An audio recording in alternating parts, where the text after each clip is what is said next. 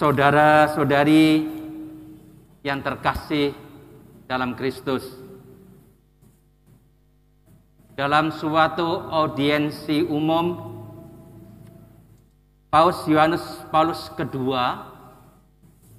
pernah memberikan katekese tentang diakonat. Pada kesempatan ini, perkenankan saya hanya menyampaikan sebagian dari apa yang beliau katakan. Paus Yohanes Paulus II mengingatkan kita pada ajaran Konsili Vatikan II dalam Lumen Gentium nomor 41. Di situ diajarkan bahwa para diakon melayani misteri Kristus dan gereja. Oleh karena itu mereka wajib mempertahankan kemurnian dari segala macam cacat celah dan harus berkenan kepada Allah serta menjadi teladan dalam segala hal. Itulah syarat-syarat diakon seperti dapat disimpulkan dari 1 Timotius pasal 3 ayat 8 sampai 11, dilanjutkan ayat 12 dan ayat 13. Jadi para diakon wajib memberikan kesaksian, bukan hanya ketika melaksanakan tugas dan ketika melayani umat sebagai pastor, pembantu, sebagai diakon, pelayan, tetapi juga dalam tingkah laku atau peri hidup mereka. Selanjutnya, Paus Yohanes Paulus II juga mengulangi apa yang diajarkan oleh Paus Paulus ke-6 dalam surat apostolisnya yang berjudul Sacrum Diaconatus Ordinem, di mana dikatakan para diakon harus jauh lebih unggul dari orang lain dalam kehidupan liturgisnya, dalam kerajinan berdoa, dalam pelayanannya yang bersifat ilahi, dalam ketaatan, dalam kesucian atau kemurnian, dan dalam cinta kasih. Para saudara yang terkasih, melalui tabisan suci yang mencurahkan karunia Roh Kudus, seorang diakon mengambil bagian dalam imamat Yesus Kristus secara khusus dalam apa yang kita sebut imamat jabatan. Sebab setiap orang yang dibaptis itu mengambil bagian dalam imamat Yesus, tetapi itu namanya imamat umum. Ada orang-orang tertentu yang dipanggil untuk memiliki jabatan dan pelayanan khusus dalam gereja, yaitu imamat jabatan. Kita tahu ada 3: uskup, imam, dan diakon. Seorang diakon mengambil bagian dalam hierarki gereja, mengambil bagian dalam imamat Yesus Kristus.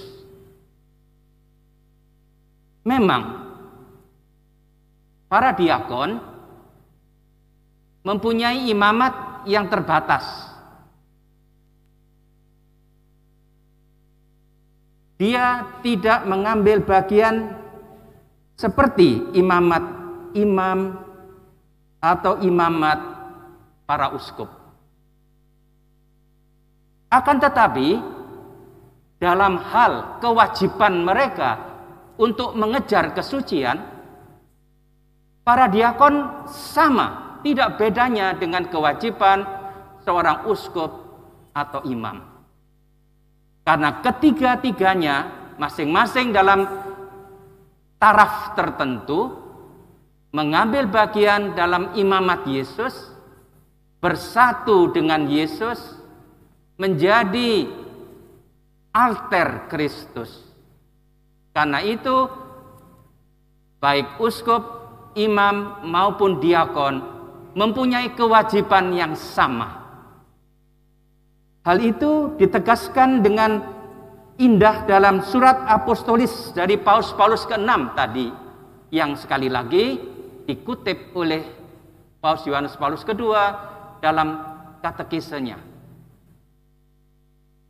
Dikatakan di situ, untuk memenuhi kewajiban-kewajiban suci dan bahkan lebih mendalam lagi untuk menanggapi kewajiban rohani seorang diakon, maka dengan bantuan rahmat sakramental mereka harus melakukan latihan-latihan hidup rohani. Sebagaimana dikatakan dalam surat apostolis itu, yaitu 1. Para diakon harus cermat membaca sabda Allah dan merenungkannya dengan penuh perhatian. Ini sangat jelas karena para diakon memang mempunyai tugas pertama-tama mewartakan firman Allah. Yang kedua, sering mengikuti misa kudus, bahkan jika mungkin setiap hari. Lalu menerima komuni kudus dan mengunjungi sakramen Maha Kudus dengan penuh devosi. Lalu sering menyucikan jiwa mereka melalui sakramen tobat dan menyiapkan sakramen tobat itu dengan pemeriksaan batin, pemeriksaan hati nurani setiap hari, dan menunjukkan cinta serta penghormatan kepada Santa Perawan Maria, Bunda Allah.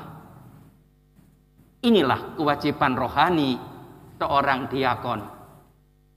Sekali lagi, karena tugasnya amat suci, ambil bagian dalam imamat Yesus sendiri.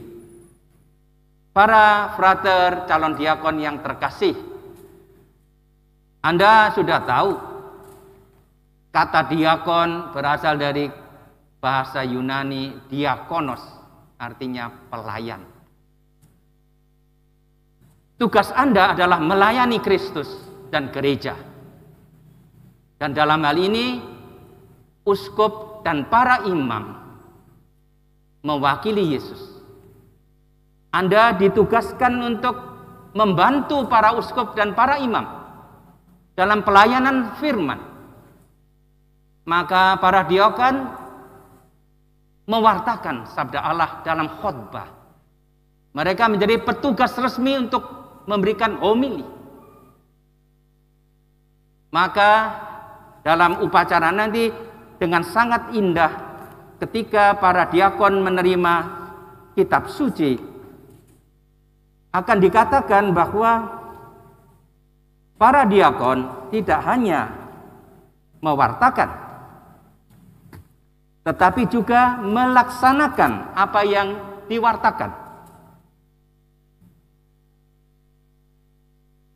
Nanti akan dikatakan, berusahalah supaya apa yang Anda bacakan, Anda percaya. Apa yang Anda percaya, Anda ajarkan. Apa yang Anda ajarkan, Anda laksanakan. Itulah tadi yang dimaksud oleh Paus Yohanes Paulus II dengan kesaksian hidup. Para diakon juga melayani altar, menyiapkan altar, membagikan komuni kepada umat, mengantar komuni kepada yang sakit,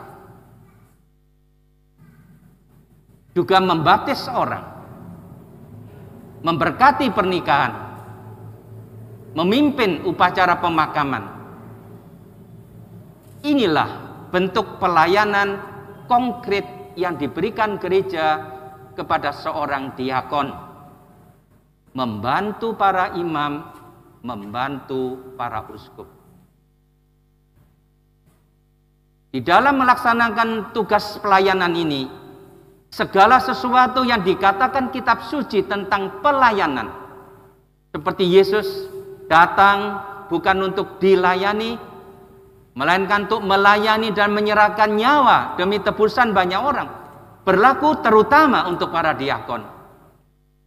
Ayat-ayat kitab suci yang mengajarkan kerendahan hati seorang pelayan, pengabdian total seorang pelayan, berlaku terutama untuk para diakon, karena namanya saja adalah diakon. Mari kita lanjutkan upacara ini.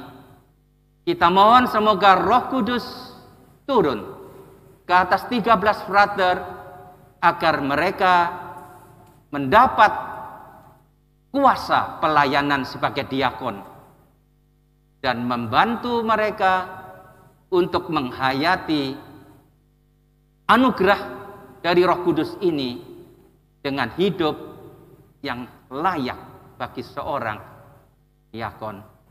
Umat tentu mendoakan para frater, juga teman-teman, keluarga, sahabat. Mereka menyertai para frater dalam tugas sebagai diakon nanti. Amin.